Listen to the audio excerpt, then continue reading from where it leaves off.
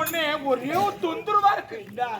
அந்த ஆளு என் முன்னாடி புடிச்சபடியாக்குறான்டா. அவரு பிரச்சனையே கிடையாது. தேவடியா நீ தேடி போக வந்தே கிடையாது. அவன் பின்னாடியே தூக்கிக்கலாம். நான் ஒரு லைன்ல போய் அதை சொல்லலாம்னு நினைச்சா அப்பயாச்சும் சொல்ல மாட்டேன். நான் லைன்ல வர மாட்டேன். உள்ள கொண்டு வந்துருவேன்.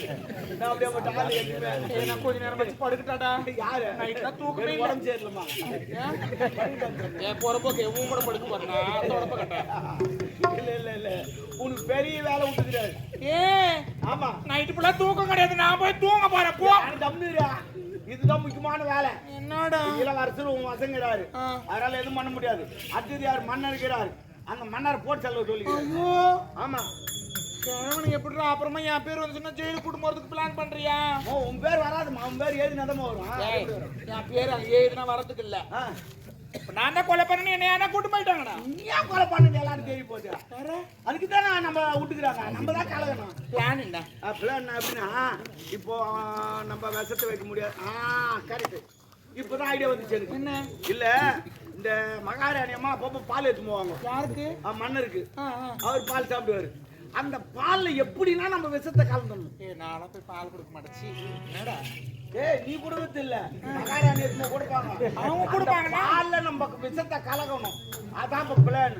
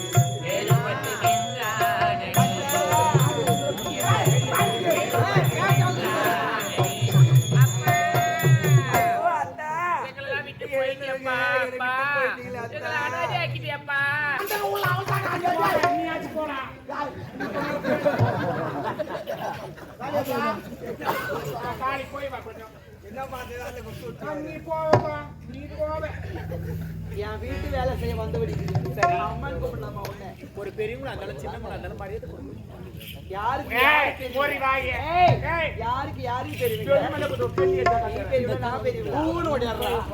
யாரும் தெரியாம பேசுங்களா? நாட்டு மகாராணி நானு. எப்பா? ஆமா. மாறிச்சிடி. இனிமே நீ வேற யார பிச்சைக்காரி மாதிரி நீ போ. ஆமா ஆமா. யார பார்த்து சொல்ற? நாடு மகாராணி ஆக போறோம். இவங்க தான் நானா? இவங்க தான் மகாராணி ஆக போறாங்க. இவளா? ஆமா. நான் காலாளிக்கு நான் என் கையோடு லோபர் உள்ளே மைதார் வந்து இந்த அம்மா தான் வீட்டுக்காரன் போட்டாலும் இந்த அம்மா தான்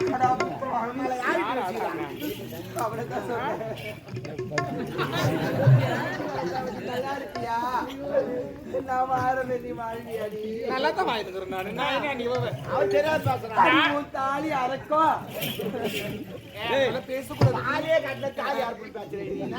நான் எப்படி வாழணும் அப்படி அந்த மாதிரி தானே வாழ போறேன். தாலி கட்டினா தானே உன்னை வாடின்றா என்ன வாடான்றா. அப்படியே கூட அந்த தாலி ஏத்தா எவன் ஜாவான்னு தெரியாது. ஏன்னா கணக்கு இப்படிலாம் என் குடும்பத்தை கலைக்கிறீங்க, நீ நல்லா இருப்பியா? கொஞ்ச நேரம் அமைதியா இருக்கிறியா? கலைக்கிறியே கிளிக்கிறியெல்லாம் வேணாம். நான் என்ன சொல்றேன், ஒரு வேலை செய்யறதுக்காக உங்க அரண்மனைக்கு வரேன்னா ஒரு சின்னவங்களா இருந்தாலும் பெரியவங்களா இருந்தாலும் மரியாதை கொடுக்கணும். வந்த உடனே பாத்ரூம் காய வரியா, பாத்ரூம் காய விட்டு அங்கிருந்து நான் ஓடியாங்க. தகுதி இறந்த நாயா? வாய முடு. அடிப்பா அந்த வார்த்தை சொன்னா அது கொஞ்சம் மனசு ரொம்ப கஷ்டம் ஆச்சு. ஆமா ஆமா. அப்புறம் என்னாச்சு, இவ என்ன வேலை பண்ணன்னு எனக்கு தெரியும்.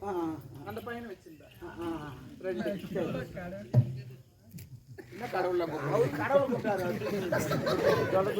அதனால ஒரு சின்னவங்களா இருந்தாலும் பெரியவங்களா இருந்தாலும் மரியாதை கொடுத்து பேசு. புரியுதா? ஒரு வேலைக்காரி நம்ம வீட்டுல வேலை செய்யறாங்க அப்படின்றதுனால ஒரு மாதிரி அப்படி ஒரு பாக்க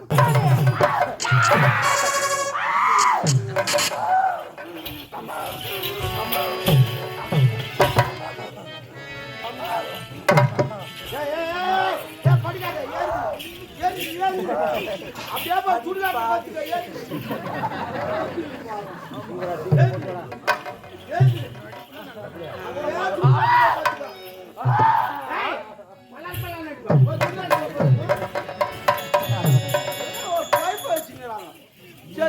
பாட காட்டுமா தூக்கு மாமா தொண்டை கால பின்னாடி அவன் சாவறானா நிலைமை தெரிஞ்சா சுடுகாடு செலவு வராது.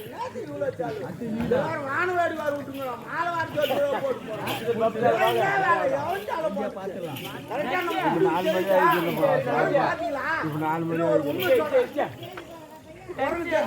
பாத்தீங்களா? அது எங்க சாவுன்னு யாருன்னா தெரியுமா? யாருக்கும் தெரியாது. ஏன்னா அதுக்கு தெரியும் நம்ம சாவ போற நிலைமை. அதனால எங்குமே தெரியாது போய் செத்துரும். தெரியுமா? தெரியாது யாருக்கும். அதனால பொழுது சாலு இதுல வேற உக்காந்து 3வது வீட்டுக்காரன் தூங்க விட்டாங்க, 4வது வீட்டு இல்ல உண்மையை சொன்னா. இது உண்மையா? உண்மையை சொன்னேன். சுற்றுலாட்டு பத்துக்கிச்சு போய் சூப்பரா வேலை போட்டோம். அது போட்டோம். அக்கா வந்திருக்கா? டப்பாக்கு டப்பாக்கு டப்பாக்கு. இனிமே அந்த அரண்மனையில யாரு கிடையாது. இப்போ அந்த ஆளுக்கு காலை போட்டேன். யாரு கால் போட்டேன்? கால் தானே, கால் போட்டேன் நானு. அந்த ஆள் வருவான். ஐயோ ஆமா கால போட்டு